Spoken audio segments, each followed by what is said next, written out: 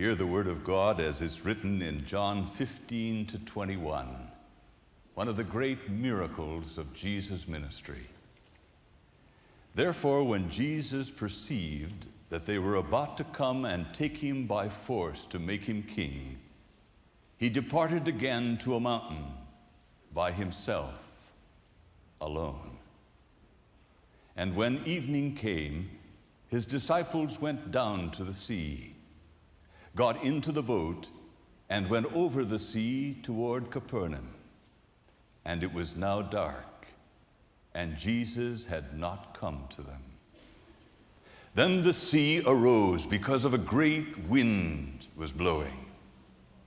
So when they had rowed about 3 or 4 miles, they saw Jesus walking on the sea and drawing near to the boat, and they were afraid. But he said to them, "It is I, be not afraid." Then they willingly received him into the boat, and immediately the boat was at land where it was going. Gracious Lord, bless now the interpretation of this magnificent miracle, that we might understand what it means for us today. In your holy name, amen. Early in the morning, when I take my walk, sometimes I'm forced to get in touch with my fears. And it's all because of a big chow dog named Buster. At least that's what I've named him. I don't know what his real name is, but he's Buster to me. One morning I got all dressed up for my walk, took my walking stick, and was sauntering down the street, and Buster was right in the middle of the street. He bared his great fangs and licked his tongue and growled. I want to tell you, fear leapt up inside of me. I was afraid not only that the dog was going to attack, but that I might be bitten and hurt. Well, I hate to admit this to you, but I'm a coward when it comes to big chow dogs. And I turned around and went home and didn't take my walk. What a coward, Ogilvie. But I was not to be outdone. A few days later, I got ready. I pulled on my heavy fishing boots, put on the strongest pants I could have, and that I knew no dog or bear could bite through. And I put on my fishing coat, just in case he would leap and attack. And I walked out of the house with my walking stick and said, "Buster, here I come." And I walked right up to Buster, and he growled, and he was about to leap to bite. And I said, "Buster, get out of the way." And he wilted and went off to the side, and I went on with my walk. God has invested all of his creatures with the capacity of fear, but only humankind has the capacity of imagination, and therefore the possibility of a fearful imagination. Ask the man who owns one.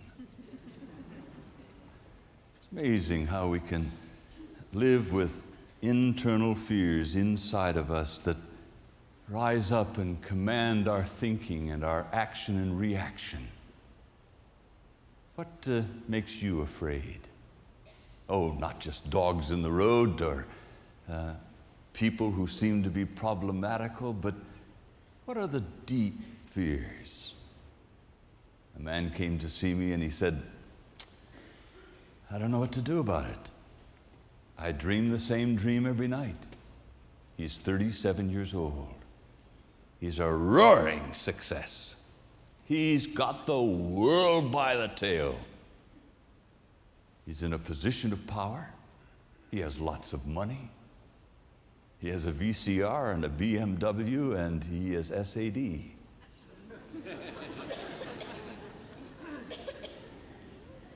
All because of a dream that he dreams every night. And it's a dream that he's lost his job. And he's sitting in the boardroom, and they're acting toward him as if he no longer held his position. Every night, he wakes up in a cold sweat. What's the fear in you that can disturb you and unsettle you? Many of your fears you have endured, and many you have survived.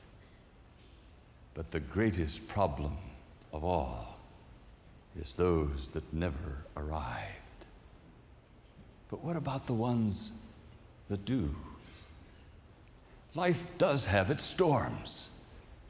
When, after a period of calm serenity, suddenly the winds begin to blow, a hurricane descends upon us, and the issues of life become very clear, and we're gripped with fear.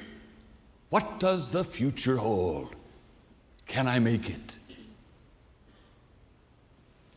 Well, we're in good company, dear friends. The disciples were filled with panic on the Sea of Galilee. They had sailed on that sea since they were small boys, and yet this was different. After the feeding of the 5,000 there at Bethsaida, Jesus had sent his disciples over to Capernaum, a distance of about 4 miles. They left at 6 in the evening, later evening as it was called in the Hebrew, and they should have arrived within just a few hours. But the Sea of Galilee is like a bowl with mountains around it. And the separations in the mountains make wind tunnels. And when the blast of winds blow, they stir up the sea so that it becomes angry, so that even a large craft becomes like a cork in the sea. And the white foam laps up like tongues to grip a sailor. And they were afraid. Jesus had told them to go. Why had he told them? And why hadn't he come with them? For a very special reason. Jesus fed the 5,000. And in response, the people wanted to make him king. They wanted to process behind him all the way to Jerusalem. And there, during the Passover, declare that he was the king. That's as far as they would go with him. They wanted him for what he could do for them. And we can imagine that the disciples gathered around in adulation. They wanted to be a part of any movement that would make their Lord king, because they knew that if that happened, they would be in positions of power themselves.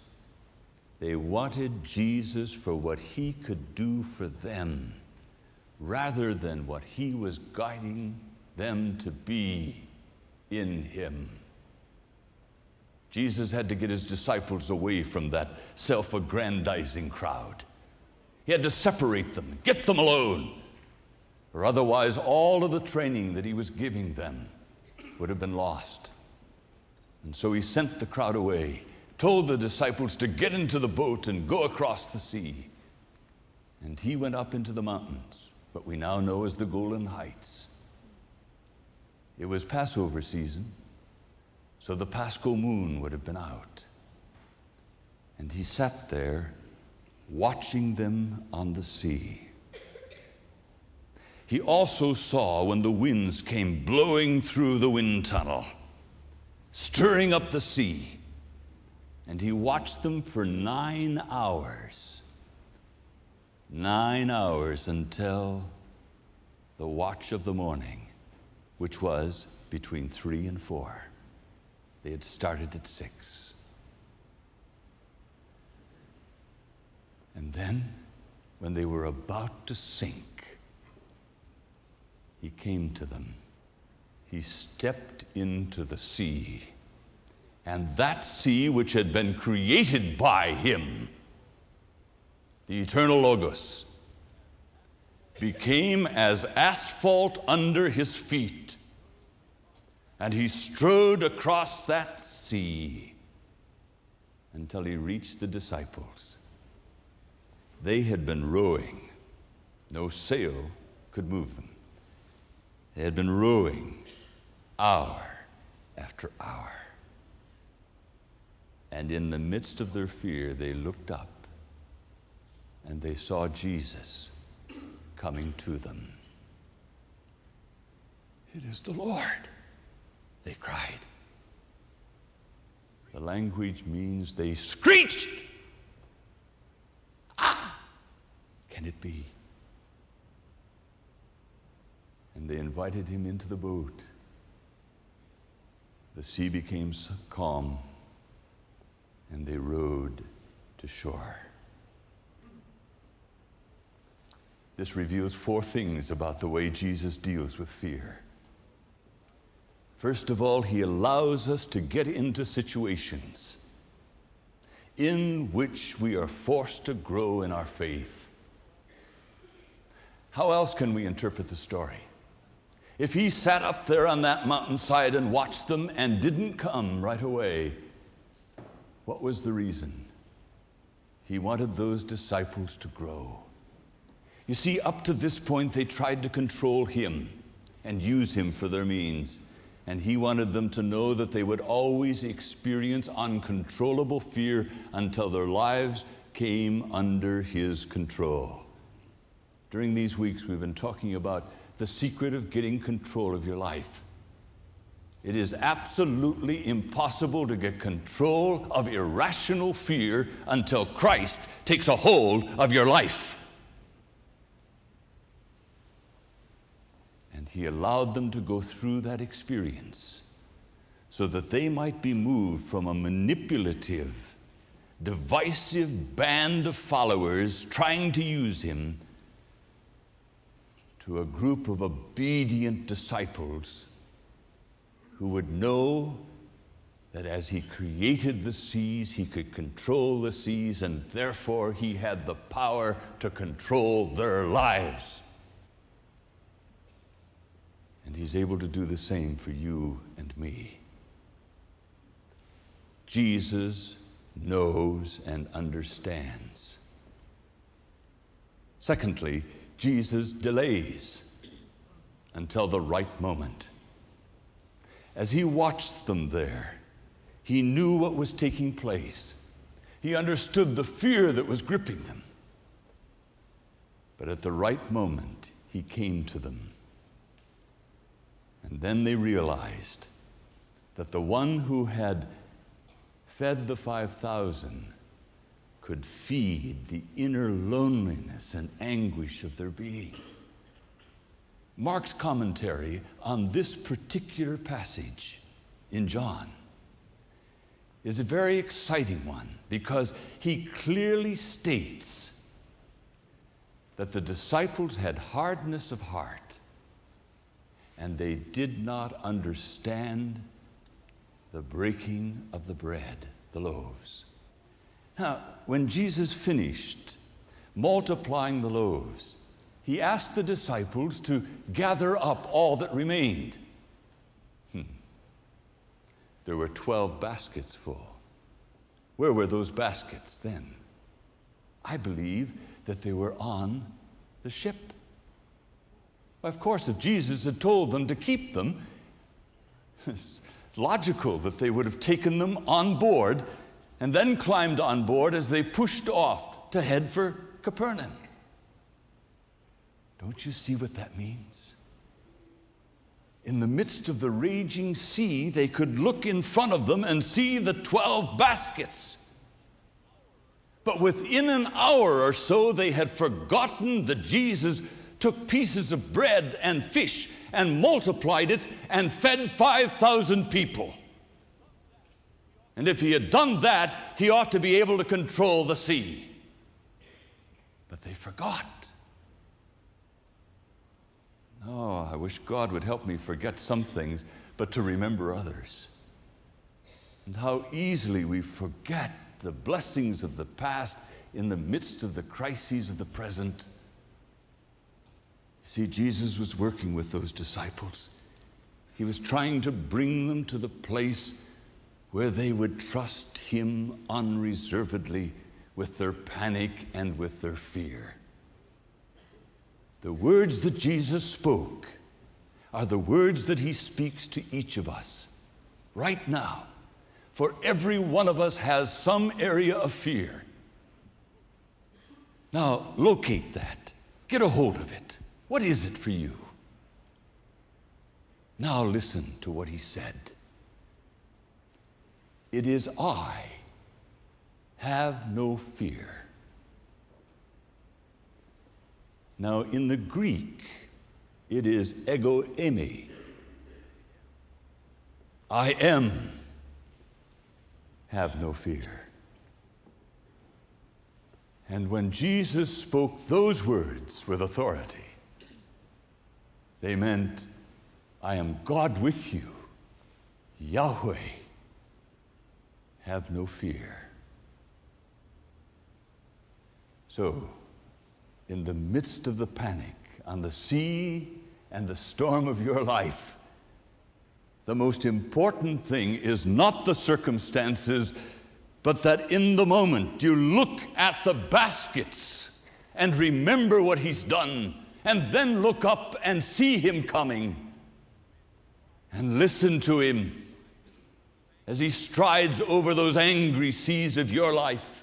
Listen to him. Yahweh, have no fear. I am in charge, and I will not allow your troubles or your needs or your fears to go any further than they are ultimately good for your growth as my person. What the Lord delays is so that we can be ready for what he is able to deliver.